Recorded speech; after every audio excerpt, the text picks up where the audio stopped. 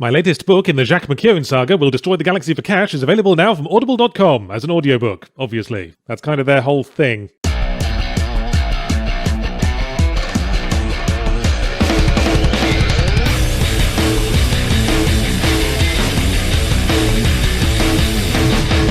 It was nice to see Call of Duty making the important first step of realising it had a problem. I mean, I could and indeed did point this out around the time they were hiring Kit Harington to play a space terrorist from Mars. No offence, Kit Harington, I'm sure you're a perfectly decent fellow, it's just that your presence often seems to be an omen of ill fortune. You're like a banshee, but with mouth breathing instead of shrieking. So Call of Duty put on its thinking cap and went, there's got to be some way we can get back to the times where people like us and give us lots of money, and that's when they realised the solution was staring them in the face. Of course, redo Call of Duty 4 Modern Warfare, but different. And then title it Call of Duty Modern Warfare. Wow, that is different. You took an entire numeral out of the original title. Better slow down your revolutionary zeal before you start decapitating French monarchs, Activision. No, but really, we're updating Modern Warfare to more reflect the shape of international conflict today rather than how it was in 2007. Oh, okay. So the plot will mainly be about burly professional American soldiers getting pulled out of the Middle East because a dictator rang up the president and the president didn't want to look lame in front of the cool kids. No, of course it bloody won't. It'll be Middle Eastern terrorists and evil Russians, again. Except with a new mealy-mouthed Ubisoft-esque aversion to taking political stances, so characters will occasionally look to camera and go, boy, it's a shame how all these unflinchingly Saturday morning cartoon villainous Russians are reflecting badly on all those nice non-Skeletor-like Russians, none of whom we are showing you but do assuredly exist. Don't be fooled. This whole exercise is just an attempt at a second dip in the trough, marginally more sophisticated than the last attempt, the re-release of Call of Duty 4 but trussed up with micropayments and dangled from the ceiling like a party gimp. All talk of updating the franchise and bringing it to new heights was bold-faced porky pies because Activision know that the true audience for this game doesn't actually want innovation. They want the scene that happens at the end of the campaign where Captain Price, the amazing human Weetabix, literally reads off a list of named characters from previous Modern Warfare games, then winks to camera as if to say, you may now soil yourselves in excitement. As for the gameplay, pick up the gun and shooty, constant chaos, spunk gargle wee, ooh, why won't those meddling politicians let us murder foreigners as we see fit, wanky, spy on your neighbours, Patriot Act,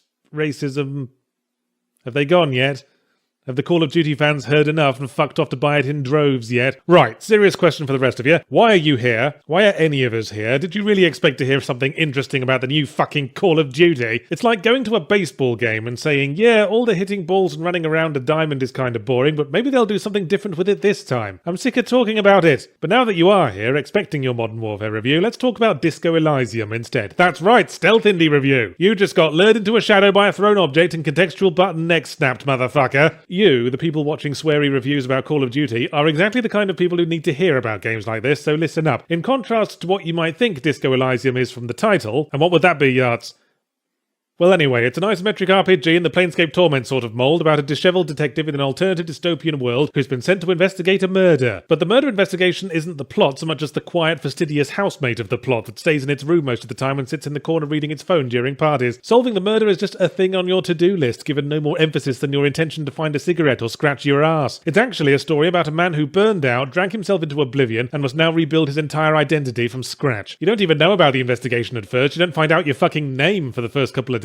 You start off in a trashed hotel room with no memory, having to pass skill checks to look at yourself in the mirror and get your tie down from a ceiling fan. So in brief, it's Planescape Torment meets Fear and Loathing in Las Vegas. And when I say skill checks, I don't mean rolling for strength or lockpicking. Where the fuck do you think you are, Gimli son of Gloin? Instead, you put points into rhetoric, conceptualization, savoir-faire, and various other aspects of personality, all of which have their own distinct voice in your head, ensuring that the main character has as much dialogue with himself as he does with other characters, and 2 times shitloads is a lot of shitloads, buddy. Yes, I should stress that if you're scared off by too much reading, then you'd better move along and get back to shooting scary foreigners, because Disco Elysium is wordier than an Ayn Rand monologue in a dumpster full of refrigerator poetry kits. Which is normally something that turns me off, and my eyes were glazing over as I skimmed through the 14th political debate with a passing milkman, but this might have been my fault for trying to see every dialogue for completeness' sake. Disco Elysium is a game that requires a shift in attitude. My usual instinct is to focus squarely on the main goal, because I've got deadlines to meet and puerile euphemisms to concoct, but this is a game for meandering and letting the pieces fall as they may. No following icons on mini-maps here, now it's all check out the building behind the crime scene, and there's like 5 buildings that could mean, so all you can do is bumble around. Sure, you could ask the suspects direct questions about the murder and listen to them recite their carefully rehearsed statements, but it's more fun to ask them how they know that physical reality exists, or what it is that makes the stars turn on at night and watch them get completely thrown for a loop. So I eventually got into the spirit of things, spending my evenings drinking methylated spirits and arguing with road signs, in the game I mean, and found myself getting quite absorbed. It's a densely, fiercely intelligently written game, but the humour and weird tangents make it fascinatingly accessible. I won't call it my game of the year. There's a lot that niggles me. The isometric world is very confusingly laid out and only becomes more of a slog to navigate as it expands. The way different clothing items affect your stats drags me back down to video game land, when I find I can pause the conversation when I see a skill check coming up, put on a Hawaiian shirt, Wellington boots and a coolie hat, and maximize my stat bonus. But these niggles are pointless because Disco Elysium is a bona fide work of art that elevates the medium of video games. No, it's not for everyone, but making games as broad as possible has long been the major part of the fucking problem. The reason why following mainstream releases is like watching a sausage making machine filling condoms with glue. Speaking of which, better get back on topic in case any Call of Duty fans decided to skip to the end. Ooh, pick up that grenade, rat-a-tat, strawberry jam on the glasses, Bay of Pigs, Iran-Contra, 70% on Metacritic, etc, stick it up your fucking bum, Activision.